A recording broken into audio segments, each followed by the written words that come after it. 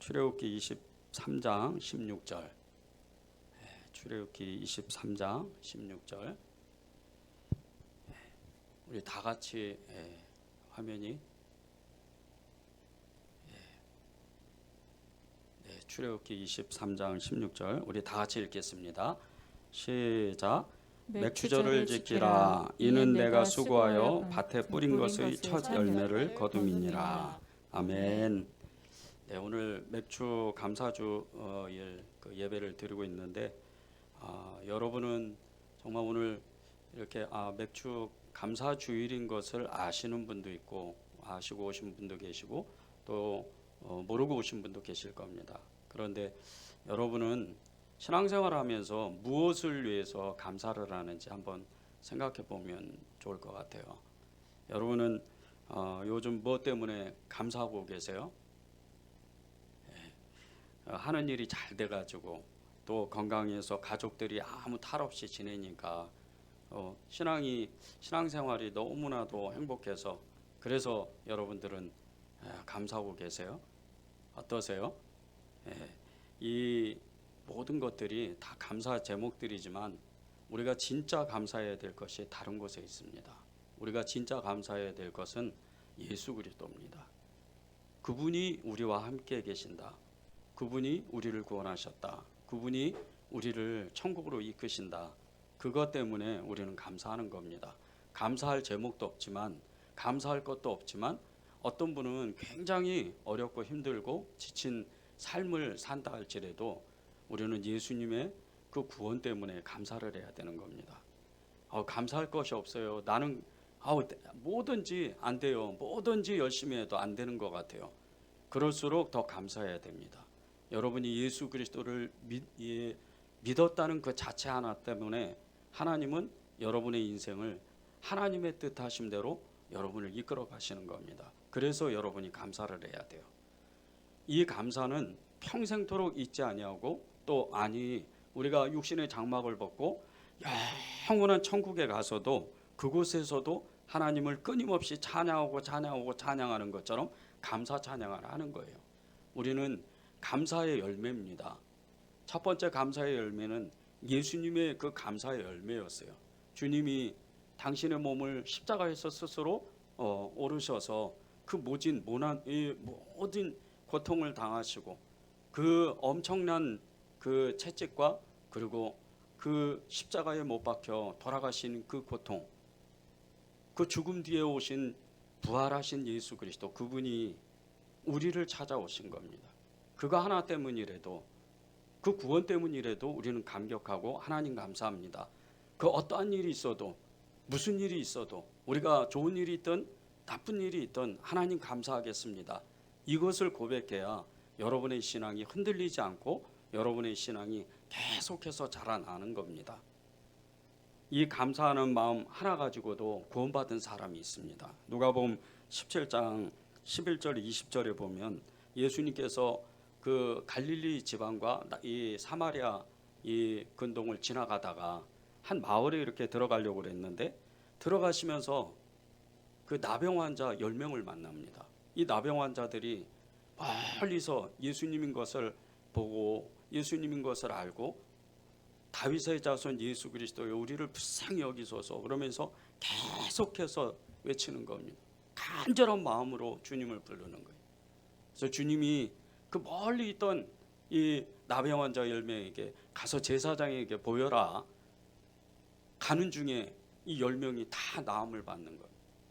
천형이라고 그러죠. 지금은 이제 우리 현대 와서는 한센병이라고 그러는데 이 나병은 고치지 못한 병이었습니다. 한번 걸리면 코가 잘리고 다리가 잘리고 손가락이 없어지고 발가락이 없어지는, 그러다가 정말 견디지 못해서 죽음을 맞이하는 그런 천형이에요. 저주와 같은 병이죠. 그런데 예수님 한마디에 이 10명의 나병 환자들이 다 고침을 받습니다. 그 고침을 받고 예수님께 돌아온 사람이 있었어요. 그 9명은 이 예수님께 돌아오지 못했는데 이 한 사람이 예수님 앞에 돌아옵니다. 이 사람은 유대인도 아니고 이방인이었어요. 사마리아 사람. 이 사마리아 사람이 예수님께 달려와서 그 예수님의 발 앞에 꿇어 엎드리고 예수님 감사합니다. 저를 치료해 주셨습니다. 그리고 눈물로 그는 정말 주님께 감사를 드립니다. 그것을 그 모습을 보고 그 말을 듣고 예수님은 이 사마리아 사람 이방인이잖아요. 이방인에게 구원을 주시는 그 구원의 말씀을 주십니다. 이 사람은 병도 치료받는 그 은혜뿐 아니라 자신의 영혼을 영원히 치유받는 그런 은혜를 받아요. 나머지 9명은 정말 그 중한 병, 이 저주와 같은 병에 걸렸지만 그 회복됐지만 그들이 나음을 받았지만 구원받지는 못해요. 그렇게 인생이 끝나고 마는 겁니다. 그런데 이 사마리아 여인은 구원까지 거둬요. 감사가 이렇게 중요합니다. 여러분이 무엇을 감사할 수 있겠습니까? 여러분이 무엇으로 하나님께 나 정말 감사합니다 주님 이렇게 말할 수 있겠어요? 돈을 많이 벌어서 환경이 좋아서 믿음이 좋아서 그렇게 정말 자녀들이 잘 되고 집안에 아무 탈이 없고 건강해서 그래서 감사할까요? 그것은 아주 길면 80이면 끝나고 조금 더 길면 90이면 끝나는 거예요. 그 인생은 그렇게 끝나는 거예요. 우리가 진정으로 감사해야 될 것은 예수 그리스도 그분의 구원이고 그분이 나와 함께 계시다는 것, 그것을 감사하는 겁니다. 이게 진짜 감사예요. 이렇게 감사를 하나님께 드리는 사람은 자신에게 좋은 일이든 나쁜 일이든 그 어떠한 어려움이 온다 해도 그 사람은 항상 감사를 해요. 이런 사람을 믿음이 좋은 사람이라고 말하는 겁니다. 이런 사람을 주님의 사람, 증인이라고 얘기하는 거예요. 그런데 반대로 우리 중에 혹시 감사하는 마음이 내 마음 가운데 사라져 있는 사람이 있다면, 내 마음에 감사하는 마음이 조금도 없는 사람이 이 자리에 있다면 여러분은 믿음을 다시 여러분의 그 믿음을 점검해야 돼요. 감사가 사라지면 모든 것이 하나님의 은혜가 아니고 내가 했다고 고백을 해요. 감사가 사라지면 모든 것이 짜증이 나기 시작을 하는 거예요. 그래서 계속해서 예수 믿는 사람이 이래서 죽겠다 저래서 죽겠다, 힘들어서 어려워서 돈 없어서 계속 그런 얘기만 하는 거예요. 감사가 사라지니까, 감사가 없으니까. 감사가 진짜 있는 사람은요, 환경이 좋아서 믿음이 좋아서 이 감사를 하는 게 아니에요. 그분을 사랑하니까, 그분이 나와 함께 있으니까, 그분 한 분 때문에 그냥 감사가 나오는 거예요. 아무리 어려워도 그분을 진짜 사랑하니까요. 그분이 나를 사랑한다는 걸 내가 믿어지니까 감사를 하는 거예요. 여러분이 그런 믿음으로 살아야 돼요. 감사의 고백은 다른 게 아니에요. 예수님이 나를 사랑하셨다, 나도 예수님을 사랑한다, 그게 감사합니다. 오늘 기도 제목이 먼저 드리는 이 감사입니다. 먼저 드리는 감사. 아무것도 되어지지 않는데, 내가 예수 믿은 지 10년이 지나고 20년이 지나고 30년이 지났는데 여전히 나는 삶이 공공하고 나는 삶이 어렵고 여전히 나는 그 상태로 사는 거예요.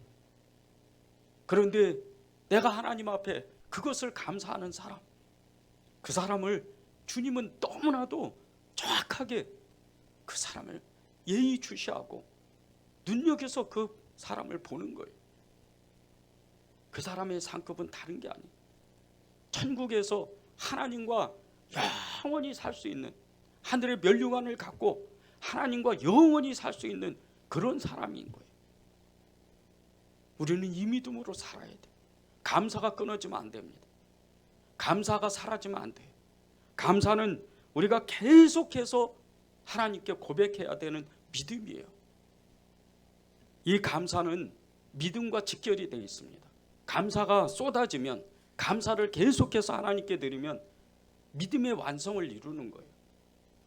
감사하는 사람은 그 어떤 상황에도 내 인생을 축복하든지 축복하시지 않든지 무엇이든지 하나님이 하셨다고 고백하고 하나님께 감사하는 사람이 되는 거예요. 이것이야말로 믿음을 정말 믿음으로 살아가는 사람, 믿음의 증인들이라고 얘기하는 거예요. 히브리서 11장 1절을 보십시오.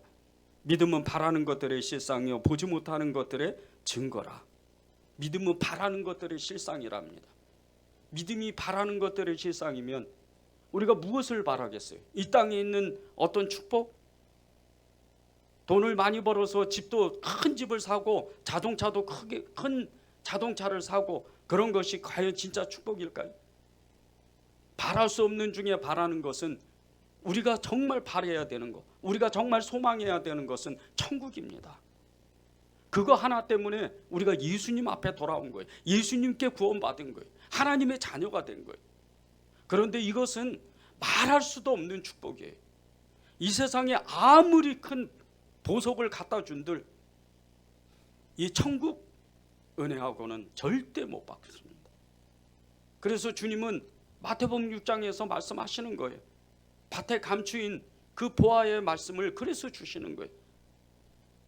땅을 팠더니 거기에 엄청난 금은보화가 있는 거예요. 자신의 집에 가가지고 다 가산을 팔아서 그 밭을 사는 거예요. 자기만 아니까. 그 엄청난 보물이 있다는 걸 자기만 아니까. 여러분이 천국을 진짜로 보면요, 여러분의 인생은 완전히 달라져요. 여러분이 그 믿음은 완전히 달라지는 거예요. 오직 그분으로만 살아요. 그래서 오직 의인은 믿음으로 말미암아 산다 그러는 거예요. 천국을 믿으니까 내가 여기서 좋은 일이 있든 나쁜 일이 있든 아무 상관없어요. 내가 거기를 봤으니까, 거기를 내가 내 눈으로 봤으니까, 내가 믿어졌으니까. 그래서 감사하는 거예요. 우리가 이 불확실한 이 세상을 살아가면서 감사의 믿음을 우리가 절대로 잊지 않아야 되는 이유, 그것은 주님이 우리를 붙잡아 주시고 주님이 우리와 함께 계신다는 그 한 가지 이유 때문이에요. 그런데 이 믿음을 잃지 않으려면 내가 가진 것, 내가 가진 이 작은 것을 소중히 여기고 그것에 만족할 줄 알아야 돼요.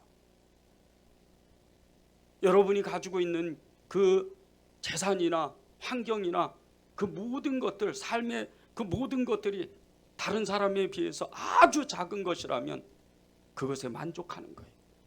그것이 진짜 감사하는 겁니다. 그것이 진짜 감사의 믿음으로 사는 사람이에요. 이 애굽을 떠나서 이제 출애굽의 대역사를 겪고 3개월이 지나서 이 이스라엘 백성들이 시내산에 도착을 해요. 그리고 모세가 이 시내산에 올라서 하나님의 말씀을 듣습니다. 그것도 2번씩이나. 이제 앞으로 이렇게 살아라. 십계명서부터 600가지가 넘는 율법을 받아요. 처음에는 기로만 들어요. 그러다가 두 번째는 올라가서 돌판에 그것을 하나님이 친히 새겨주시는 것을 가지고 내려오는 거예요. 그런데 이 시내산에서 하나님의 말씀을 들었던 이 모세가 하나님의 율법을 받았던 이것이 출애굽기 19장에서 31장에 여기서 계속 나옵니다. 그런데 거기에 오늘 말씀이 나와요. 출애굽기 23장 16절, 맥추절을 지켜라. 이는 내가 수고하여 밭에 뿌린 것의 첫 열매를 거둠이니라. 14절과 17절에는 이스라엘이 꼭 지켜야 되는 3가지의 절기에 대해서 하나님이 시내산에서 말씀하셨어요. 그 중에 하나가 맥추절입니다. 그런데 이 맥추절을 지키기 위해서 6월절, 맥추절, 수장절, 초막절이라고 그러죠. 이 3가지의 절기를 지키기 위해서 38년 동안 광야를 돌아다니다가 가나안 땅에 여호수아를 통해서 들어가서 첫 번째 농사를 짓고 이 약속을 지켜요. 무려 40년 가까이를 지나고 나서 하나님의 말씀을 40년 전에 들었는데 이 약속을 지키기 위해서는 40년이라는 시간을 기다려야 돼요. 믿음의 훈련을 38년 동안 받는 거예요. 광야를 뺑뺑 돌아다니면서. 잊어버리죠. 하나님께 나와라. 성전에 특별히 나와라. 잊어버려요. 그런데 신약에 가면 어떻게 되는 줄 아십니까? 이 초막절이 오순절 성령 강림절이에요. 오늘이 사실은요, 이 성령의 시대에 오늘 성령님이 저와 여러분에게 강력하게 임하는 시간이에요. 굉장히 중요한 날입니다. 그런데 이 절기를 지키기 위해서는 우리가 정말 우리의 작은 것들을, 우리의 마음을 하나님께 드리려고 애를 써야 돼요. 광야에서 살던 사람들이 뭐가 있겠어요? 농사도 못 짓는데. 그런데 이 집 저 집에 초막에 이 초막에 저 초막에 그 작은 것들을 모읍니다. 그리고 하나님 앞에 제사를 드리는 거예요. 그렇게 1년이 지나고 2년이 지나고 무려 40년 동안 지나가는 거예요. 하나님께 드리고 싶은데 그것은 어떤 재물이 아니에요. 어떤 헌금이 아니에요. 하나님께 드리는 마음이에요. 여러분이 하나님 앞에 정말 여러분의 마음을 드리기를 애를 써야 돼요. 교회는 헌금하는 곳이 아니에요. 여러분의 마음을 하나님께 드리는 곳이에요. 예배를 왜 드립니까? 하나님 앞에 전심을 다하기 위해서, 하나님 그분을 만나기 위해서, 그분을 사랑하기 위해서 예배를 드리는 거예요. 한 번 구원받은 사람, 한 번 예수님을 인격적으로 만난 사람, 세상과 완전히 구별된 사람, 이런 사람은요 하나님 앞에 나오기를 애를 쓰는 거예요. 이스라엘 백성들 예수님도 믿지 않았는데 그동안 하나님께 그렇게 애쓰고 수고했어요. 초대교회의 성도들을 보세요. 하나님 앞에 나올 때 전심을 다해. 교회 안에서 마음 상하는 사람이 한 사람도 없어요.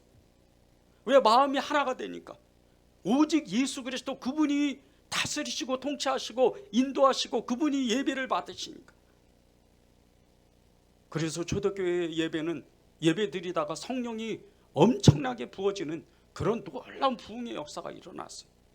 예언이 나타나고 치유가 나타나고 기적이 일어나고 이적이 표적이 엄청나게 부지기수로 일어나는 거예요. 이게 진짜 예배인 거예요.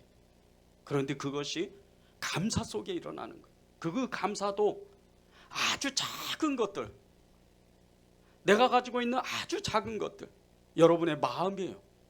여러분의 마음을 드리는 거예요. 하나님, 제가 정말 주님으로 살겠습니다. 주님만 의지하겠습니다. 그 마음으로 사는 거예요. 먼저 드리는 감사는 다른 게 아니에요. 하나님을 사랑하고 하나님을 고백하고 그분께 나오기로 애를 쓰는 그 예배 때마다, 기도 때마다, 모임 때마다 그 마음을 하나님은 받으시기를 원하는 거예요. 여러분이 정말 성령의 역사를 체험하고 예수님을 믿고 이 땅에서 살아가면서 정말 하나님이 하셨다고 고백되어지는 그런 엄청난 일들을 경험하고 싶다면 여러분이 정말 마음을 하나님께 드려야 돼요. 지금도 주님은 여러분의 마음 가운데, 여러분의 그 마음 앞에, 문 앞에서 이렇게 말씀하시는 거예요. 볼지어다 내가 문 밖에서 내 문을 두드리니 내가 마음의 문을 열면 내가 들어가 너와 더불어 먹고 너는 나와 더불어 먹고 마실 것이다. 주님은 그것을 하고 싶어 하시는 거예요. 주님은 여러분과 이 땅에서 행복하게 살고 싶어 하시는 거예요. 여러분의 마음만 열면 돼요. 여러분의 그 마음 하나만 살짝만 열면 돼요. 다른 거 할 필요가 없어요. 그런데 이 작은 것도 못한다면 어떻게 우리가 감사를 할 수가 있겠어요? 감사의 고백이 안 되는 거예요. 이래서 힘들어, 저래서 힘들어, 계속 힘든 거예요. 저도 작은 교회를 처음 이렇게 교회를 시작하고 아직 규모가 너무 작기 때문에 여러 가지 일들이 있더라고요. 어떨 때는 힘들어요. 어떨 때는 또 즐거운 날도 있고 기쁜 날도 있어요. 제가 하나님이 주신 마음으로 작정했어요. 하나님, 하나님의 시간까지 제가 주님 앞에, 주님의 그 발 앞에 제가 무릎 꿇고 있겠습니다. 그래서 교회에서 지내는 거예요. 일주일 내내 교회에 있어요. 새벽이고 밤이고 기도하는 거예요. 새벽이고 밤이고 성경을 읽는 거예요. 아무도 부럽지가 않아요. 아무도 두려워하지 않아요. 하나님이 하신다. 제 마음을 드렸더니 하나님이 하신다는 거예요. 이게 주님이 원하시는 거예요. 노숙자 사역 처음에 시작할 때 제가 원한 것도 아니었어요. 정말 하나님이 너무나 놀랍게 어떤 지인 한 분을 통해서 그 헌금을 보내주셨어요. 하나님, 이 돈 떨어지면 저는 안 합니다. 그런데 주님이 그 다음 달도 그 다음 달도 그 다음 달도 계속해서 보내시는 거예요. 그래서 하는 거예요. 저는 얼마나 즐거운지 몰라요. 힘든 거 하나도 없어요. 매주 저희 저녁에 그 시간을 아예 그냥 딱 묶어져 있어서 안 힘들어요. 즐거워요. 하나님이 함께 하시니까. 제 작은 마음을 받았으니까. 이게 감사신앙이에요. 무슨 어줍지 않게 가난한 사람, 연약한 사람 도와준다, 그런 거 없어요. 다 우리는 가난한 사람이에요. 주님이 말씀하셨잖아요. 마태복음 5장에 심령이 가난한 자는 진짜 복이 있다. 저가 천국을 소유하고 하나님을 본다 그랬잖아요. 말씀을 읽으면 그대로 따라가는 거예요. 말씀을 읽으면 그대로 행하는 거예요. 그게 하나님이 원하시는 거예요. 그래야 감사가 쏟아지는 거예요. 정말 우리에게 필요한 것은요, 우리가 주님께 먼저 우리의 마음을 드리기를 애를 쓰는 거예요. 그게 주님이 원하시는 겁니다. 앤스트롬이라는 분이 계세요. 이 앤스트롬은 1918년에 미국 미네소타주 보네이라는 작은 탄광촌에서 사진관을 운영하고 있었어요. 어느 날 그의 사진관에 아주 백발이 성성하고 세상사가 몹시 지쳐 보이는 얇고 남루한 한 노인이 보잘것없는 그 신발 털개를 팔러 왔어요. 화면을 한번 보시죠. 이 사진을 여러분 다 아실 거예요. 너무나 유명한 사진이에요. 그 노인은 너무나 초라한 모습이었는데 정말 이렇게 너무 힘들어서 사진관에 들어와서 이 앤스트롬에게 잠깐 쉬기를 요청을 했어요. 그리고 의자에 앉아서 정말 너무나 배가 고팠던지 자신이 가져온 빵과 그 빵으로 식사를 하려고 준비를 하는 거예요. 그러면서 정말 너무나 초라한 그 빵, 그 죽 한 그릇에 감사 기도를 하나님께 드리는 거예요. 하나님, 너무나도 감사합니다. 일용할 양식을 저한테 주셔서 감사합니다. 제 육신은 너무나도 피곤하고 인생은 너무나도 공고하지만 하나님 너무나 감사합니다. 이 모습을 본 이 앤스트롬이 이 노인의 기도하는 모습을 보고 큰 감명을 받았어요. 정말 보잘것없는, 너무나 초라하기 짝이 없는 이 노인이 감사하는 기도를, 하나님께 감사 기도를 드리는데 그 모습은 마치 이 세상의 모든 것을 가진 사람과 같이 영적 거장과 같은 그런 모습이었어요. 자기도 모르게 사진을 찍었어요. 그리고 얼마 안 있다가 자신의 딸인 그 딸에게 이 사진을 보여줬는데 이 딸이는 노다 나이버그라는 이 딸이 그 그림을 그렸어요. 유화를 그렸는데 이 그림입니다. 그리고 이 노다 나이로버가 그 작품을 감사기도하는 노인의 모습을 그리면서 제목을 더 그레이스라는 제목을 붙였어요. 은혜, 하나님의 은혜다. 그리고 이 앤스트롬은 이 사진을 이 네바다주 사진전에 갖다 신청을 했어요. 그리고 그 해에 이 네바다주에 이 사진이 이 사진으로 선정돼서 지금까지 저렇게 유명한 사진이 된 거예요. 그런데 이 앤스트롬이 이 사진을 일부러 많은 사람들에게 알린 이유가 있어요. 이때 당시에는 세계 1차 대전으로 정말 수많은 사람들이 고통을 당했어요. 모든 가정이 거의 다 깨졌어요. 아버지가 죽든 아들이 죽든 정말 너무나 많은 가정들이 피폐해져 버렸어요. 그런 가정들을 향해서 아직 감사할 것이 남아있다고, 그렇게 그 소식을 알리기 위해서 이 사진을 그렇게 홍보했던 거예요. 삶에 지쳐서 정말 너무나 처절한 모습으로 그 빵 한 조각에 스프 그 한 그릇에 한 그릇을 가지고도 감사 기도했던 이 노인의 이 감사 기도는 정말 하나님이 우리에게 시사하는 바가 너무나도 큽니다. 적어도 여러분들은 굶는 사람은 없잖아요. 정말 먹고 사는 게 힘들어서 어려운 사람은 없잖아요. 그런데 어떤 사람은요, 한 끼 그거 먹으려고 그것을 먹지 못해서 여기저기 찾아다니는 사람도 많습니다. 부모가 버린 아이들, 사업을 하다가 망해서 노숙자가 될 수밖에 없는 사람들, 교통사고가 나서 갑자기 직장을 잃은 가장 때문에 정말 하루 18시간씩 식당에서 일해야 되는 그 엄마, 그리고 집에서 기다리는 아이들, 이런 사람들이 너무 많아요. 우리 주변에. 우리가 무엇으로 정말 감사를 할 겁니까? 감사를 우리가 무엇으로 하나님께 고백할 수 있겠어요? 내가 가지고 있는 거, 나의 마음, 이 작은 마음을 하나님께 그대로 고백하는 거예요. 하나님, 힘들지만 지치지만 어렵지만 주님이 저를 사랑하시고 저를 천국으로 인도하실 거니까 저는 감사합니다. 그렇게 고백하는 거예요.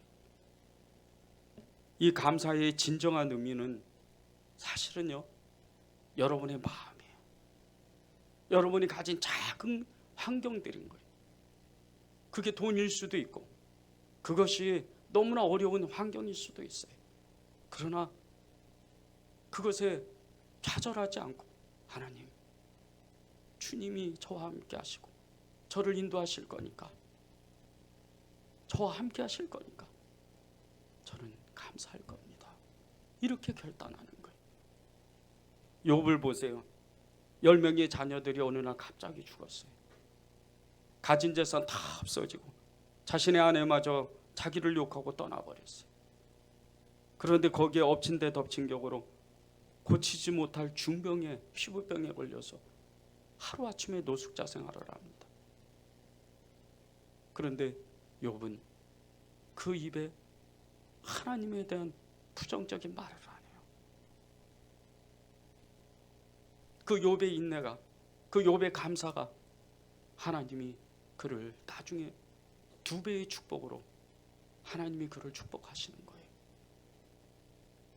욥기서 23장 10절을 읽고 우리 찬양하고 기도하면 좋겠습니다. 내가 가는 길을 그가 아시나니 그가 나를 단련하신 후에는 내가 숨금같이 되어 나오리라. 여러분이 여러분의 삶을 주님이 반드시 이끄시고 역사하시고 축복하신다는 것을 믿으시기 바랍니다. 그런 한 주가 되길 바랍니다.